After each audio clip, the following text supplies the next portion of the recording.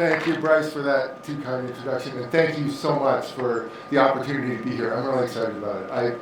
I was trying to think why I'm even here, right? So, like, I'm a little bit out of my element.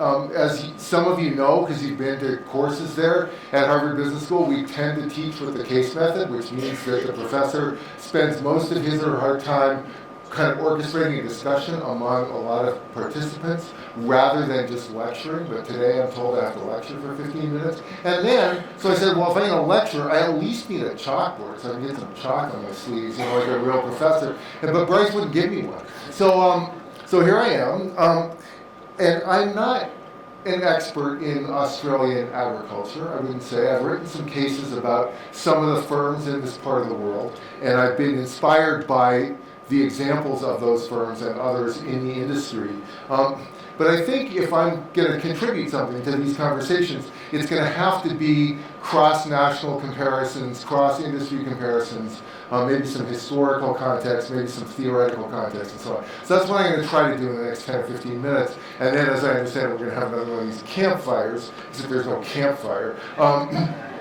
And then maybe we will be able to have something more resembling the kinds of interactive discussions that I'm used to having back home in Boston. So, at any rate, so I live in Boston, and as many of you know, there's a peninsula right nearby called Cape Cod, named after the fish, which was the engine of the economic development of that entire part of the world for like a couple hundred years before the Industrial Revolution. When Europeans first came to those waters off the shores of Massachusetts and Maine and Nova Scotia, they were just flabbergasted by the density of the fish populations. They said you could literally lower a basket over the side of your ship and pull it up and it would be full of fish. And so they did what fishermen and fisherwomen always do when confronted with this kind of superabundance. First of all, they lied about it, right, because they're fishermen, and they tried to keep it a secret. And they failed to keep it a secret, and they and their competitors fished those waters as hard as they could for centuries with no discernible effect on the populations of the fish. The yields continued decade after decade until the 70s and 80s, 1970s and 1980s, when the populations just fell off the table and they have never recovered. Right? It was an enormous ecological and economic catastrophe. And so people naturally asked, why did this happen? And they came up with all kinds of reasons. Oh, the boats got better, we got sonars, we could chase the fish more efficiently, and anywhere there was all this extra demand from China and India and so on. But the fundamental reason that the codfish population in the North Atlantic collapsed was that there were no property rights for the fish in the sea. Right? The only way you could assert property rights over these fish were to pull them out of the water and kill them. Then they were yours. And so that created enormous incentives for overfishing. Right? It's a classic example of a common property resource. And but this is a particular example of a much more general phenomenon in recent world economic history, like the last 3 centuries, which is people find new resources that they can exploit, either because they have the technology to exploit them, or because they displace other populations that had been exploiting them less efficiently before. And they're confronted with this superabundance of resource. They treat it as though it were free, right? Which isn't necessarily an irrational decision. But then by that very behavior, they create the scarcity that didn't exist before. And then they have to figure out what to do. And that's the position that we collectively, you in Australian agriculture, we in American agriculture, everybody around the world is in with respect to some of these natural resources on which our financial and economic well-being, and indeed our physical well-being, ultimately depend. Right? So we created this scarcity by pretending that things were free when they were not. Right? And so now what can we do? How can we incorporate some kind of measure of scarcity into the institutions that govern our economic behavior? Well, it seems like there aren't that many choices, right? One, you can empower a government to tell people what to do. You can have some kind of command and control regime, right? We've seen those. A second is you could have some kind of tax, right? That's what economists have been arguing for a century. If there's something if you have an environmental externality, you just tax it so that the private cost becomes the social cost, and then things will be okay. Another way of reaching that same result would be to have some kind of cap and trade system, where you have an overall limit on the amount of resource that can be used, but then you allow firms or other entities to make trades to allocate the rights to exploit that resource underneath that cap. And then a fourth, I guess, would be sort of private solutions that don't involve government at all. I'll come back to those at the end if I could. But I want to focus for a second on the tax and the cap and trade, because those are two things with which you in Australia have a lot of experience, as I understand it, right? You have had a lot of proposals for carbon taxes, and you've had also a cap and trade system in the Murray-Darling for the water. And it turns out, if you're thinking about arenas in which the social costs and the private costs diverge, and where these externalities are important, probably the two most important commodities where that's true are CO2 and water. Right? So you have experience with the two most promising mechanisms in the two most promising externalities right here in Australia, which is one of the reasons that American academics are so eager to come and visit you. Right? The other being that it's just a wonderful place, and it's a great place to be, right?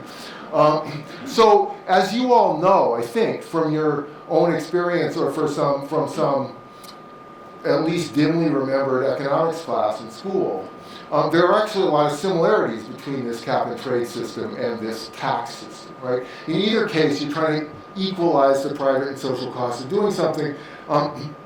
If you have a cap and trade system, you're setting an overall quantity. If you have a tax system, you're setting a price, right? But there's one supply curve, like going like this. This is why I need a blackboard. There's some supply curve that goes like this, right? You can imagine the axes, right? You can pick the price and the market will deliver you a quantity, or you can pick the quantity and the market will deliver you a price. But the supply curve is determined by technology, not by the preferences of the government. So the government can pick the quantity or the price, but not both. The market will furnish the other, right? But in either case, what you're doing is pricing the scarcity, right? You're creating the incentives for firms to behave as though the resource were actually scarce. You're creating an opportunity cost, and you see that in the Murray-Darling. I know it's controversial. I know there's a lot of turmoil politically about it, but basically what it does, at the simplest possible level, is it creates an opportunity cost for the water, right?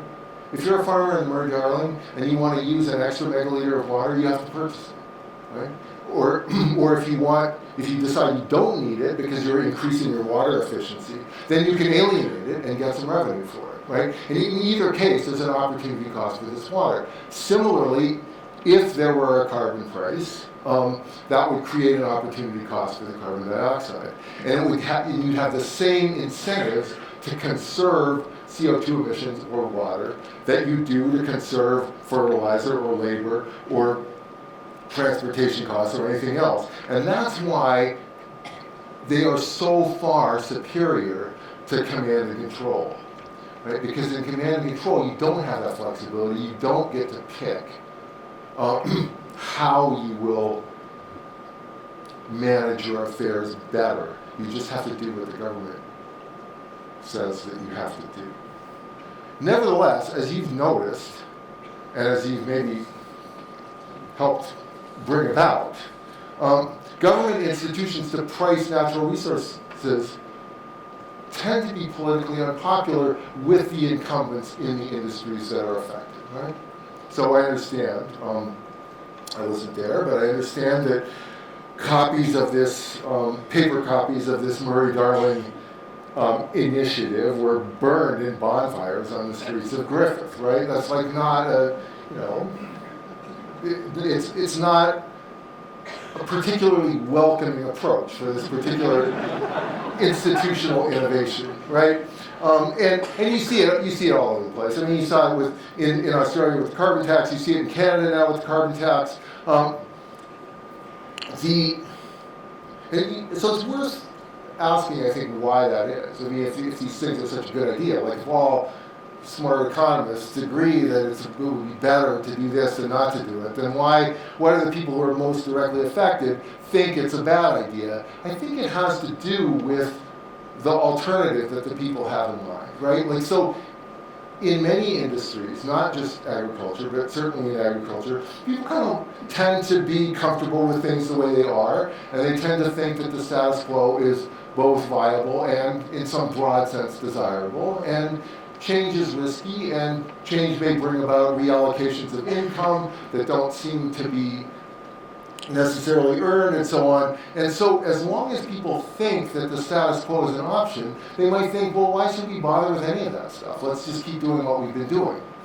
And you certainly have seen that in American environmental debates about environmental externalities, most prominently maybe in the discussions almost 30 years ago now about the creation of a cap-and-trade system for sulfur dioxide, not carbon dioxide, under the U.S. Clean Air Act. And there, for a long time, the people who were most directly affected, which is to say coal combustors, thought it was a terrible idea. Why? Because they thought they could have nothing instead. They could have no regulation. As soon as it became clear that there was going to be some kind of government intervention, then they realized, or they internalized, that to have a cap-and-trade system was preferable to the kind of command and control, rigid, top-down, bureaucratic structures that were the only plausible alternative. Right? So if you, and that's, I think, a particular example of a more general phenomenon, which seems relevant to this conversation, embodied in this thing called Stein's Law. Do you know Stein's Law? He wasn't very famous. He was an economist, but he wasn't like a super duper genius mathematical economist of the sort that wins the Nobel Prize. So he was an advisor to Richard Nixon, right? An economic advisor to Richard Nixon, and he formulated what he called Stein's Law to help sort of explain economics to politicians like Nixon. Stein's Law says, if something cannot go on forever, it will stop. Now, I know what you're thinking. You're thinking, geez, he flew 10,000 miles to tell us that? But when you think about it a tiny bit harder, it's actually quite deep, right? I mean, at one level it's obvious, but at another level, if something cannot continue forever, it will stop. And that means what? That means you have to figure out what's going to replace it. And it means you have to figure out the circumstances under which it is likely to stop and the political and economic environment in which that cessation will take place. And that turns out, I think, to be quite a valuable exercise. And that's where we, I think, collectively are with respect to these two huge mispricings in the agricultural sector involving water and involving CO2. And you may not necessarily believe this or want to hear it, but Australia is actually further ahead of most other countries in the pricing of both of those externalities than behind, right? So you have had a long period of experimentation in the Murray-Darling, which has been extremely helpful to the would-be architects of other water trading systems on every continent, in Chile, in the United States, in Europe, and so on. And your experiments with carbon taxation too. I mean, I know they've been controversial and difficult, but they have improved our collective understanding of how these institutions might work and how they might work better in the future.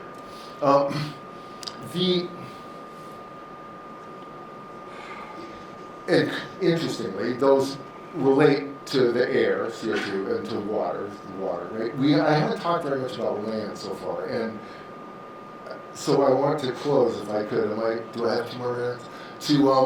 To talk about, Bryce mentioned biodiversity and other sort of public goods that are created by agricultural land, if it's properly managed. Now there, I think we have very little idea of how to price those things properly, right? We don't really know what the value of a species, an avoided extinction, is, right? That's why in the United States, we have this very blunt instrument called the Endangered Species Act, which basically says you're not allowed to increase the probability that any species that's in danger will actually become extinct. Well, that seems kind of crazy, right? Like, species are not valuable at all until the probability of their extinction reaches some threshold, like at 95%, and then they become infinitely valuable. That can't possibly be right. On the other hand, given our extremely poor information set about the values of these species and our basic ignorance of fundamental ecological principles, I'm not talking about you and me, I'm talking about collectively, the scientific community, we don't really understand very well how ecosystems work and what happens when you extract individual species one at a time. We just don't know. And so you might think, well, the obvious, when you don't know very much about something, when you do, you invent some rule of thumb and you stick to it. And say no extinctions, that would be such a rule of thumb. So then you get to the question, well, how are we going to improve our understanding of these, of what the ecological processes are, and then how the ecological processes relate to the economic processes that we can actually control. And I would say we should be pretty humble about that, right? And maybe one way we could approach that is to let firms compete in the marketplace and in the marketplace of ideas with narratives about what they are doing for land conservation, and see where consumers are willing to reward them for it, right? And there's already a lot of competition among firms, especially in agriculture, in trying to tell stories about the social benefits that their products and their production processes create. And that's chaotic and it annoys some people. And we talk about people having too much influence over the debate or not enough. But that's the way we've tended to make progress, is through some kind of cacophony of ideas. And the universities have a role to play in that, but so for sure do the firms, right? And so I think that if we can be humble about what we know in the biodiversity arena and what we don't know, and use the competitive nature of capitalist economies to improve that information base, I think that would be a step in the right direction. I don't think anything is going to happen overnight. I don't think we're going to solve this problem in the next 10 years. With CO2 and water, I think we have quite a bit better information base, and I think that there the impediments are largely small p political rather than intellectual. And you might think that would make them harder to solve rather than easier. But I think there's reason to be optimistic about our ability to manage these things. To come back to the fish, it's too late for the cod, but most maritime nations now have basically cap and trade systems for their offshore fisheries, right, within the 200 miles that they can control. And so Canada has a bunch of these things. New Zealand is the champion. I'm sorry to say that in this audience. And Australia has experimented with this too. So, and the fishermen and women, in each case, resisted this because they thought, well, why don't we just keep doing what we've always done? And the answer is because what we've always done is no longer suitable for the new conditions that we have created. Let me leave you with one other thought, also from an economist, from a somewhat maybe better economist than Herbert Stein. This is from Larry Summers, who used to run my university and also had a number of important positions in Washington. He said, things take longer to happen than you think they will, and then they happen faster than you think they will. And I think that's true it's true in politics. It seems to be true in biology, if you think about punctuated theories of punctuated equilibrium and so on. And it's true for the kinds of